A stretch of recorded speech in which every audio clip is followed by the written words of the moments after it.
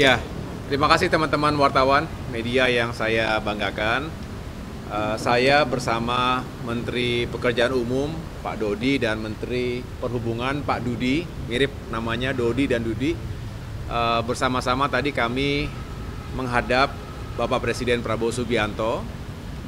Tentunya ini sebuah pertemuan yang baik untuk bisa membahas berbagai isu terkait dengan infrastruktur dan pembangunan kewilayahan yang merupakan domain dari Kemenko yang kami pimpin saat ini.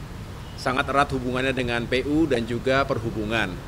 Karena kita tahu bahwa backbone dari pembangunan infrastruktur ini tentu harus dilandasi dengan semangat untuk membangun infrastruktur yang tepat sasaran, yang tepat guna. Untuk itu kami mendengarkan arahan-arahan beliau, terutama yang sangat diharapkan adalah dalam merencanakan pembangunan harus benar-benar terintegrasi satu sama lain. Misalnya PU akan membangun sebuah proyek infrastruktur tertentu yang harus dipastikan konektivitasnya, baik darat, laut, udara, itu tersedia dengan baik sehingga dampak dari pembangunan infrastruktur itu sendiri benar-benar langsung dirasakan oleh masyarakat.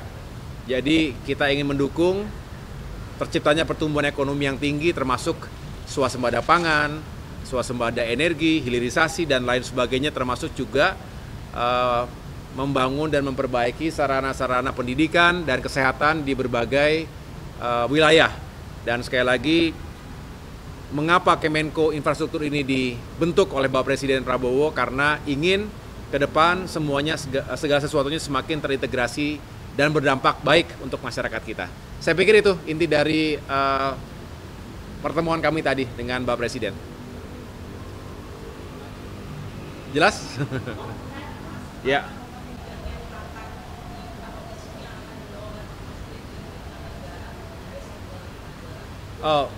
Tidak secara khusus, kami tadi hanya benar-benar bertiga ya, artinya bertiga menghadap beliau langsung. Jadi khusus membahas infrastruktur di tanah air. Dan justru beliau menitip pesan pada saat beliau melakukan kunjungan ke luar negeri, kami bisa tetap fokus dan sekali lagi bisa melakukan studi mana saja infrastruktur yang benar-benar memiliki urgensi dan juga tentunya diharapkan produktif, karena selalu dihadapkan dengan keterbatasan anggaran, APBN, oleh karena itu tidak boleh ada yang tidak produktif atau tidak optimal penggunaannya nanti. Ya, IKN. Tadi secara spesifik juga ditanyakan dan dibahas tentang IKN. Beliau kembali mengingatkan bahwa IKN memang akan difokuskan terlebih dahulu karena ini adalah sebuah mega project yang juga membutuhkan proses dan waktu yang termasuk anggaran yang tidak sedikit, sehingga harus ada tahapan-tahapan yang diprioritaskan. Nah, beliau menargetkan dalam 4 atau 5 tahun ke depan itu IKN sebagai pusat pemerintahan politik, artinya sudah bisa untuk menyelenggarakan kegiatan eksekutif, legislatif, dan yudikatif. Saat ini yang tengah dibangun, tentu belum selesai sepenuhnya, itu adalah untuk eksekutif. Tetapi akan terus dilengkapi dan tentunya disempurnakan pembangunannya. Nah, yang tidak kalah penting secara paralel dan bersamaan nanti adalah untuk gedung dan fasilitas pendukung kerja legislatif dan juga yudikatif. Karena bukan hanya kantornya, tapi juga perumahan bagi ASN, bagi pendukung, dan semua yang akan secara aktif mengawaki IKN sebagai ibu kota pemerintahan. Selebihnya, untuk gagasan dan ide-ide yang lain tentu bagus, tetapi ada timeline yang harus dirapikan kembali, artinya supaya tidak terlepas fokus kita untuk menyelesaikan tadi pusat pemerintahan, gitu. Cukup? Makasih ya, teman-teman. Enggak apa-apa. Mbak Sawaja? Dipanggil Bapak, kan Bapak mau jalan ke luar negeri Jadi dia tanya isu-isu kesehatan apa yang kira-kira terkait dengan Cina, dengan Amerika, dan juga dengan Inggris. Nah, kita bilang bahwa dengan Cina memang kita sudah ada beberapa agreement, mungkin ada beberapa kemungkinan kerjasama lanjutan lah di zamannya beliau. Di Amerika juga kita kan sekarang sedang menyelesaikan MOU kesehatan perpanjangan antara Amerika dan Indonesia. Nah ini sekarang memang prosesnya ada di pihak Amerika. Jadi kalau misalnya datang ke sana nanti bisa ditindaklanjuti. Kemudian yang Inggris kan duta besarnya sempat hadir ke saya juga. Beliau juga bilang kalau datang bisa nggak ada satu kerjasama yang bisa ditandatangani bersama.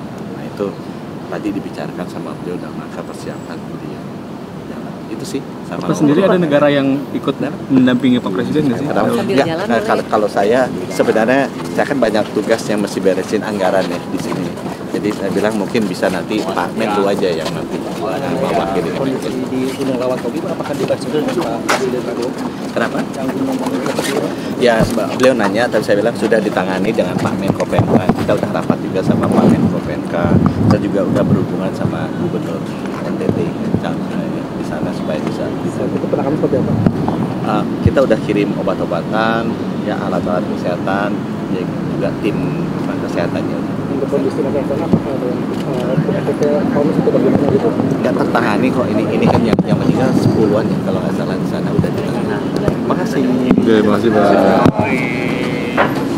Program ke depan.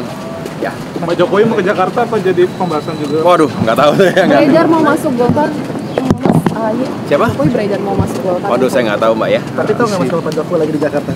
Saya nggak tahu.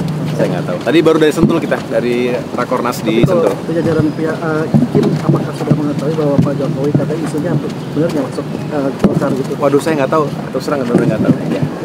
Makasih ya. Terima kasih Mas. Program khusus soal apa? Ya, program khusus soal apa? Ya. Jangan tentara di terkait apa terkait dengan tentara Dan antara? siapanya kan Pak Izin Pak, lagi ditunggu ya. Izin Pak. Ini mengenai pembentukannya Pak ya? Pak Agenda